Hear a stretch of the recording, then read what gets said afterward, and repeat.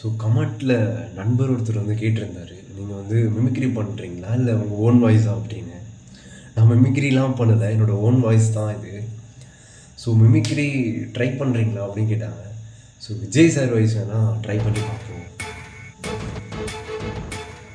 என் நெஞ்சில் குடியிருக்கும் என்னுடைய ரசிகர்களுக்கும் எல்லாருக்கும் வணக்கங்க. நமக்கு தான் எல்லாம் தெரியும், மற்றவங்களுக்கு எதுவுமே தெரியாதுன்னு மட்டும் நினைக்காதீங்க. நமக்கு அத்தனையும் கற்றுக் கொடுத்தவர்களே மற்றவர்கள் தான். என்ன நண்பா, கடவுள் முன்னாடி மண்டி போட்டால் யாரும் முன்னாடி வேணும்னாலும் எழுந்து நிற்கலாங்க. வாய்ப்புகளில் கஷ்டத்தை பார்க்குறவங்க தோத்துடுறாங்க, அந்த கஷ்டத்துலேயும் கிடைச்ச வாய்ப்பை பார்க்குறவங்க செய்கிறாங்க. கிட்டத்தட்ட நம்ம எல்லாருடைய வாழ்க்கையும் ஒரு நதி மாதிரி தான். தன்னுடைய ஓன் பாதையில் அது போய்கிட்டு இருக்கும். அதை வரவேற்கிறவங்களும் இருப்பாங்க, அதை எதிர்க்கிறவங்களும் இருப்பாங்க, அதை பாராட்டுறவங்களும் இருப்பாங்க.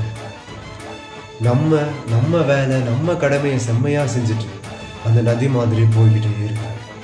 நம்ம வாழவே கூடாதுன்னு நினைக்கிறவங்களுக்கு நம்ம கொடுக்குற பெரிய தண்டனை செம்மையாக வாழ்ந்து காட்டுறது தான்.